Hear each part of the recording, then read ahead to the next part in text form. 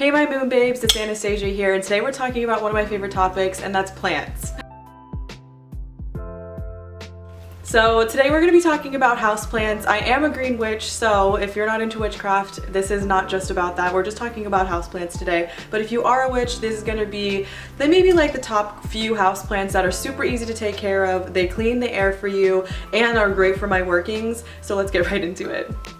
The first plant that I want to talk about is the Chinese money plant, or the pilea. It's exactly that. It's very abundant. It's super easy to take care of. If you can see, it has a bunch of little babies growing in here. I actually have 5 or 6 of these plants just from this mother.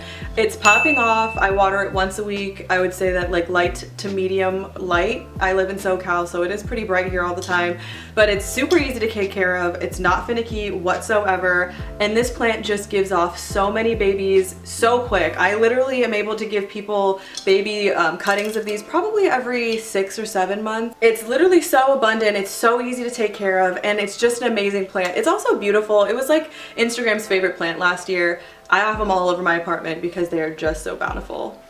Okay, so I actually didn't know I was filming this video today, and this one's still a little bit wet from watering, but Pothos. This variation is a satin silk pothos. These are another amazing, plentiful, super easy to grow. I mean, I have this in my darker room right now and it's popping off. It's got very low to like light. It can take all the way up to almost highlight. Its leaves will torch if it's a little bit too light. Water it once a week and it just pops off. There's a bunch of new leaves growing in the back. I have propagations of it everywhere, which I will show you. So this is one of the ones that I propagated, and if you can see, it's got a bunch of roots growing. Normally what I do once again is I just propagate these. You can keep them propagating forever, replant them. I normally just replant them and give them to friends, or I replant them and put them around my house. They're super easy to take care of. They really don't need that much special anything. Most any soil that I've put pothos in, they've been fine with, as long as they're okay with the water. Sometimes I water it every 2 or 3 weeks. The only thing that happens with these is they'll shrivel up and tell you that they're thirsty, but as soon as they get watered, they bounce right back. This is a plant that I literally tell all of my friends that this is a great one to get if you're a beginner and don't know too much about plants. And they're just really gorgeous. And it's a super trailing plant. This one's a little bit of a baby, but as they grow older, they do trail. I have one in the background if you can see it. That's just like probably like 4 feet long. This next one's a big boy. It's all in my face, so I'm sorry. Most of my face is gonna be covered, but I'm talking about the plants today. This is a Sansevieria plant. It's also called mother-in-law's tongue. These are amazing. This is one variation. I'll show you a couple more that I have all around my house. These really can survive in literally most light. I have it in a very dim lit hallway. It's in my hallway back there. It gets a little bit of light, and as you guys can tell, it's popping off. I would say I water this every 3 weeks if I can remember. I've gone definitely like a month in the summer before and it was still okay. Obviously it'll grow faster if you have it in better lighting or if you water it more frequently. Don't overwater this though. It doesn't need a bunch of water. I would say every 3 weeks. Every 2 weeks if you live in the desert, but other than that, this doesn't need that much help. It's a great plant, and it's really good for detoxifying your air. So I have a lot of these around my house just because I really like the way that they look. They're really sturdy plants too. They stand up straight. They're really beautiful, and they're really good for your air. I do burn incense and stuff. Not that that's great for my cat, and I just think sometimes that these plants definitely help. So I'll grab a couple different variations. These are just 2 simple variations of the same plant. This guy's a little baby and he's chubby, he's growing. Obviously this is a pup from one that I've got up there. But so these ones, obviously you can see they've got yellow on the side. I can't remember their exact name, but they're all in the Sansevieria family, and I love this plant. Super easy to take care of and so good for your breathing and lungs, everything, for all of your health around your house. So this next plant is one of my kind of tried and trues. I love all of my plants, but this one was finicky to start with. My elephant ear.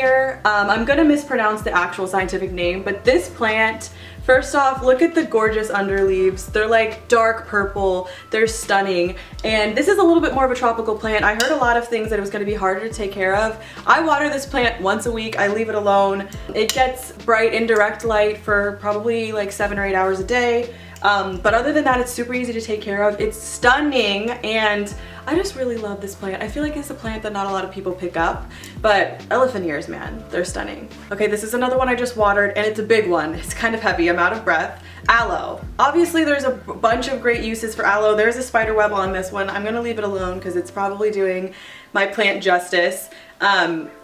Aloe is amazing. Obviously you can use it for a plethora of different things, the biggest one being sunscreen burns. That's what I use it for, but I just like love this plant. I don't take too many of the leaves off if I don't need to, just because I don't want to stress the plant out. It's freaking huge. It's easy to take care of. I probably water it every 3 weeks, every 2 weeks in the summer if it's super dry, but it's just easy and abundant. This thing has been growing since I got it. This one's just a favorite. I mean, they're all favorites. I've been saying that a lot. This Arrowhead plant is dreamy. It's dreamy. I love this plant. It is just, honestly, since I brought it into my house, I have so many new leaves popping out. I can't even, here's a new one coming through.